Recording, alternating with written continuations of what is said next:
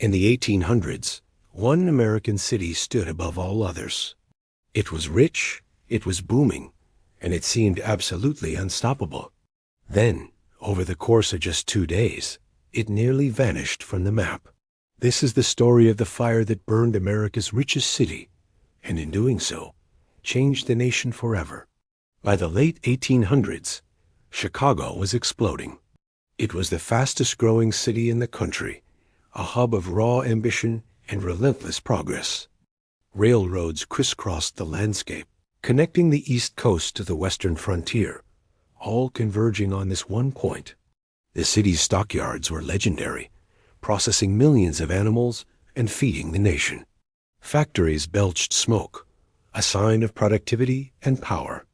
Trade flowed through its ports and rail lines, turning it into one of the wealthiest and most important cities in America. Fortunes were made seemingly overnight. The city was a symbol of the American dream, built on speed and ingenuity. But there was a problem, a dark secret that everyone knew, but no one wanted to talk about. Most of the city, in its rush to grow, was built from wood. Not just the homes and businesses, but the sidewalks too. Even some of the streets were paved with wooden blocks. It was fast, it was cheap, and it allowed the city to expand at a breakneck pace. But it was also incredibly dangerous, a tinderbox just waiting for a spark. Every new building, every new wooden walkway added more fuel to a fire that hadn't even started yet. The city was a monument to progress, but it was a monument made of kindling. The conditions for a catastrophe were aligning perfectly. The summer of 1871 had been dangerously dry. The fall was even drier. Barely any rain had fallen for months. The city's wooden buildings were brittle, baked by the sun until they were as flammable as paper. The Chicago River was low, and water supplies for the city were limited. The firefighting tools of the era, while the best they had, were basic by modern standards. Horse-drawn steam pumpers and leather hoses were no match for what was coming. Then, on an ordinary Sunday night, a small fire broke out in a barn on the west side of the city. At first, no one thought much of it. Small fires were a common occurrence.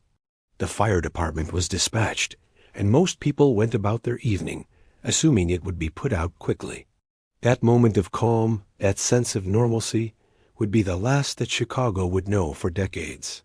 What happened next was not just a fire. It was a firestorm. Strong, persistent winds from the southwest began to push the flames faster than any firefighter could possibly respond. The wind picked up burning embers and carried them like fiery missiles across the city. They jumped over rooftops, landing blocks away and starting new fires before the original one could be contained. It was a multiplier effect, a chain reaction of destruction. Entire blocks didn't just burn. They ignited all at once. The city's defense systems began to fail. Fire alarm boxes malfunctioned. The sheer number of fires overwhelmed the central dispatch, leading to confusion and delayed responses. As more and more steam pumpers drew from the mains, the water pressure dropped, rendering their hoses useless. Fire crews, exhausted and overwhelmed, could only watch as the fire grew into a monstrous, unstoppable force. People ran for their lives as the skyline glowed an unholy orange. Businesses that had taken years to build closed their doors forever within minutes. The fire didn't slow down. It fed on the very fabric of the city itself, consuming wood, brick, and iron with equal ferocity. The city was on the move. Panic set in as the inferno swept through neighborhood after neighborhood. Hundreds of thousands of people fled on foot, a great river of humanity pouring into the streets. Families tried to carry what they could, few precious belongings, a trunk of clothes, a family portrait. But many were forced to leave everything behind, escaping with only the clothes on their backs. The stories from that night are harrowing. People seeking refuge in the cold waters of Lake Michigan, others getting trapped on bridges as the fire closed in from both sides. The fire seemed to have a mind of its own. It leaped across the Chicago River, a natural barrier that everyone thought would stop its advance. It ignored open parks and wide avenues. The heat was so intense, it created its own weather system, a fire tornado that twisted through the downtown district, pulling buildings apart and throwing debris for miles. For 2 days, the city burned. Then, as if by a miracle, the winds died down and a long overdue rain began to fall, finally extinguishing the last of the flames. By the time the rain arrived, one of America's greatest cities lay in smoldering ruins. When the smoke finally cleared, the scale of the devastation was almost impossible to comprehend. Nearly 18,000 buildings were gone. An area of over 3 square miles in the heart of the city was nothing but ash and rubble. Hundreds of thousands of people were left homeless, displaced with nowhere to go.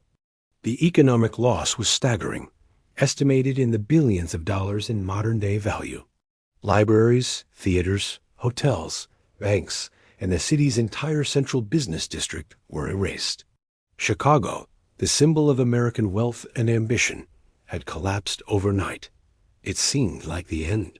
But something unexpected happened next. Instead of abandoning the city, America decided to rebuild it. The disaster served as a brutal, but necessary, wake-up call. The rebuilding of Chicago wasn't just about replacing what was lost. It was about reimagining what a city could be. From the ashes rose a new vision, one built on strength and resilience. Wood was replaced with stronger materials like brick, stone, and a revolutionary new material, steel. The new Chicago would be built with fire-resistant designs. This single disaster reshaped the future of urban America. It led to the creation of strict new fire codes and building regulations that are still the foundation of our safety standards today. The challenge of rebuilding a dense urban core on a massive scale gave birth to modern urban planning. And most famously, it kick-started the age of the skyscraper. Architects flocked to the city, experimenting with steel frame construction to build taller and safer than ever before. Chicago didn't just recover. It became a blueprint for the modern American city. So why does this one fire from over 150 years ago still matter so much? Because every major U.S. city today carries the lessons learned from that terrible event. The steel frames that hold up our tallest skyscrapers, the zoning laws that separate industrial and residential areas, the advanced emergency planning and firefighting techniques we rely on, all of these have their roots in the ashes of Chicago. The fire didn't just destroy wealth. It forced America to build smarter, safer, and stronger.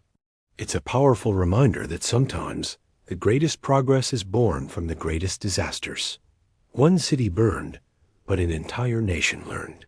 The way America builds its cities today was forged in the fire that consumed its richest one. Thanks for watching. If you found this story as fascinating as I do, consider subscribing for more deep dives into the events that shaped our world.